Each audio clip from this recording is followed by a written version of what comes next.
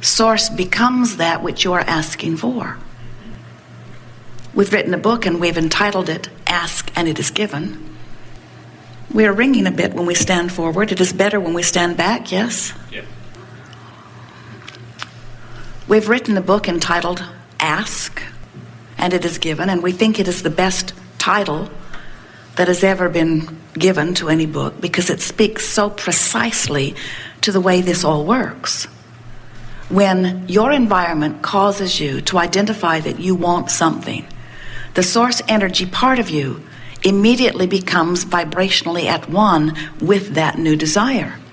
Not with the contrast that gave birth to it, and not with the absence of it which helped you to define it, but with what you are asking for. So an even better title for a book, better than Ask and It Is Given, although most are not ready to hear it yet, but a really leading edge title for the book would be, not only when you ask, it will be a long title. Not only when you ask is it given, but when you ask, the non-physical part of you becomes the vibrational equivalent of that which you are asking for. Can you hear that? In other words, the source that is within you so understands your ability to define what is best for you that when you define it, source literally becomes it and begins in that moment and forevermore offering a vibrational beacon which literally, if you will listen for it, will draw you right to what you're asking for.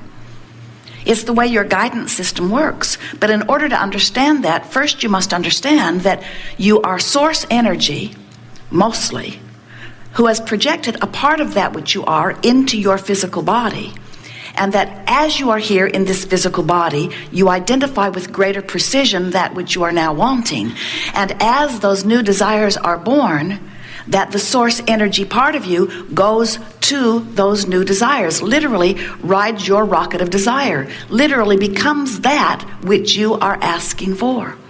So now there is the potential, in fact it's always true, especially in the beginning, there is the potential of you now being maybe a little bit out of whack with you. Because your life in your body has just caused you to become even more. And the non-physical part of you has become more. But the question is, have you let yourself stay up to speed with that which you have become? Any awareness or not, any presence of negative emotion means you have not let yourself yet stay up to speed with that which you have become. Do you get that? Do you understand that? You cannot help but constantly become more, and that the larger part of you instantly becomes more, and that if you keep beating the drum of what caused you to become more, in other words, you live a situation where you are sick and so you want wellness, and your source energy becomes weller than it has ever been because of your sickness. You hear that? Your sickness made you define your desire for wellness, and the non-physical part of you, the larger part of you, became even weller and offers a vibration of stronger wellness. But if you beat the drum of how sick you are, then you cause a separation between the vibration of how well you really are and what you are allowing in this moment. When you're living life experience and you don't have enough money, you automatically, whether you even put words to it or not, ask for more money. And the non-physical part of you becomes that more affluent being, vibrationally, and offers the pure signal of this expanded being that is you. But if you keep beating the drum of I don't have enough money, I've never had enough money, I don't know why enough money doesn't come to me, I'm irritated that that person over there seems to have more than enough money. That person should give me some of his money. As you beat that drum of lack, you affect a vibrational discord between where you are and not only what you are asking for, but what the larger part of you has become. It's so important that you get it, that the non-physical part of you preceded you because it existed before you did in this physical body, projected that which is you into this physical body, and then rides every rocket of desire that you give birth to. The expansion of everything is about that. The expansion, evolution of all things is about that. Even the one-celled organism is having expansion in just that way. Your cellular body is having expansion in just that way. So what this gathering is really wanting to ask you, what are you doing about your own expansion? Are you staying up with it? And if you say, oh, I'm high on life, then you are staying up with it. If you say, I feel enthusiasm every day, then you are staying up with it. If you say, oh, I keep birthing new desires and they just excite me, just the idea of them, then you are staying up with it. If you say, I'm in love, you're staying up with it. If you say, I feel such appreciation for this or that, you're staying up with it. But if you say, I am frustrated out of my mind, you're not staying up with it. If you say, I'm angry about this and that and this and that and this and that, you're not staying up with it. If you say, I'm depressed or discouraged or I'm afraid, then you're not staying up with it. When the terrorists bomb something and you feel fear, their bombing has caused you and billions of others to want something different than bombing. And source energy rushes to the idea of that new and improved life. But when you feel fear, you haven't gone to where source energy is gone. And so instead of helping your world become more evolved and more the way you want it to be, you're holding yourself right where you are, and your fear is your indicator that you didn't go with the expansion. Nice to know. So whenever you feel any emotion, whether it is joy or whether it is despair, whether it is hope or whether it is doubt, when you feel any emotion, whether you call it a positive one or a negative one, every emotion is your indicator of how well you're staying up with your expansion. So when you feel unfulfilled, it's simply because you're beating old drums and not keeping up to speed with where your life has taken you. Not somebody else's life. There's not this idea of who you should be. There is only who you are becoming and your willingness or ability. It's really more about willingness than anything, to stay up to speed with who you have become. As you begin to understand that you are source energy in a physical body, and you begin to reach for how your source feels, that's really what the art of allowing is. It's, how would my source feel about this? How does my source feel about this? So in order to understand your guidance system, think about any guidance system. Jerry and Esther have several different ones in different vehicles, but they all operate on the same premise of the system knows where they are, and they program in their desired destination, and then the system calculates a route between where they are and where they want to be. Magellan never says to them, what in the world are you doing there? Or, I can't believe that you're there, you should not be there. Or, you've been there way too long, now I'm not going to guide you to something else. Or, you asked me yesterday, and you didn't follow my guidance, and so now you're on your own. That's your mother. The navigational systems in your vehicles are very straightforward. They have only two things to consider, and the relationship between those two things is the basis of the guidance. And those two things are, where are you and where do you want to be? You have the same sort of guidance within you. Where am I in terms of my physical allowing in relationship to where my life has caused me to become? First, you have to accept that you are source energy in the process of expansion. And once you accept that you are source energy in the process of expansion, then you must accept that the larger part of you has experienced the expansion. And once you get that the larger part of you has experienced the expansion, then you have to decide whether the rest of you is willing to catch up with it.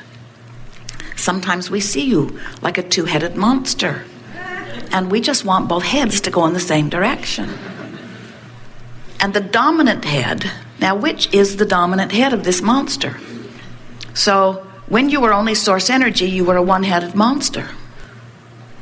Maybe monster's not the best word, but we like it. And then you were born into this physical body and immediately became a two-headed monster. But the source energy part of you is the larger part of you, always by far, the eternal part of you, the culmination of all that you've become, the part of you that eternally knows your worthiness and knows your value, and excitedly wants to come forth into the physical experience, because the physical experience is known as the leading edge experience.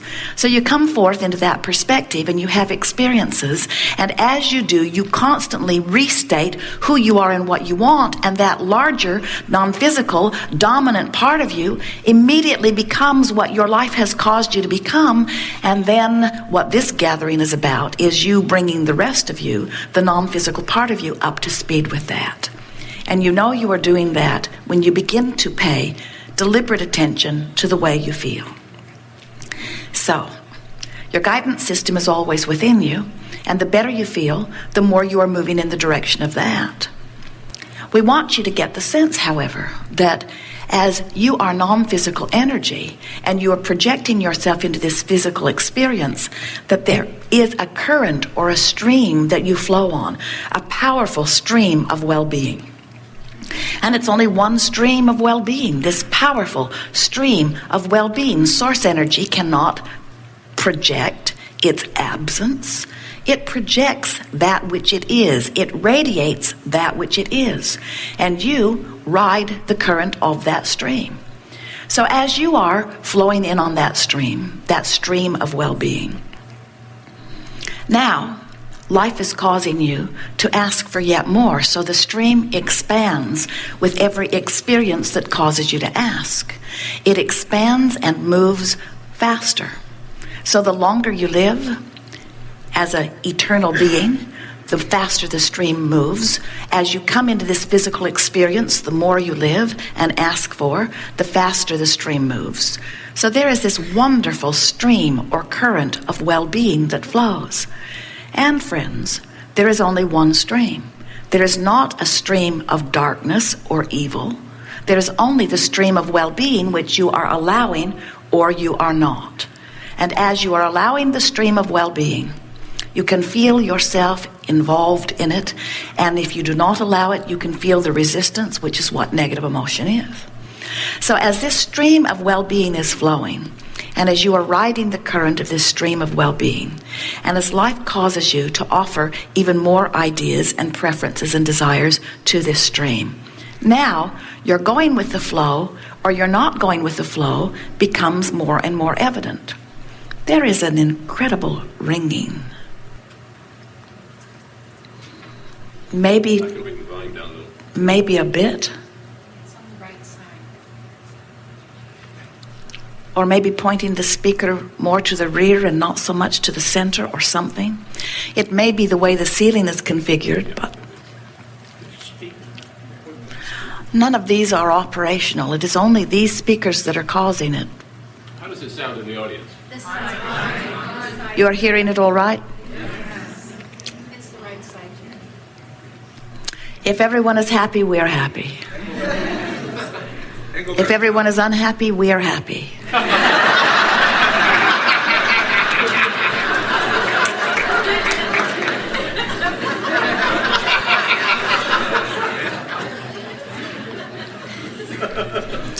So as this stream is flowing, what we want, that is better. As this stream is flowing, what we are wanting you to realize is that your relationship with the stream is everything that you are feeling. When you are letting yourself go with the stream, you feel wonderful. And if you do not, to the degree that you do not allow yourself to go, you do not feel so good. But the stream is only flowing toward that which you have become. And when you let yourself go with that stream, then you feel wonderful. And when you don't feel so good. We like to give you the analogy of taking your canoe or your raft, your boat, down to the edge of the stream, a fast-moving stream, and you set your boat into the water, and you deliberately turn it upstream and begin paddling very hard. And we say, why not turn it around and just go with the current? And humans say, oh, Abraham, that just seems lazy. And we say, but how long can you keep this up? And you say, I don't know, but I'm willing to find out. In fact, most of you say, I've been positioned by those who came before me to believe that paddling upstream is virtuous. And in fact, that's where we get all of our rewards here in this physical environment.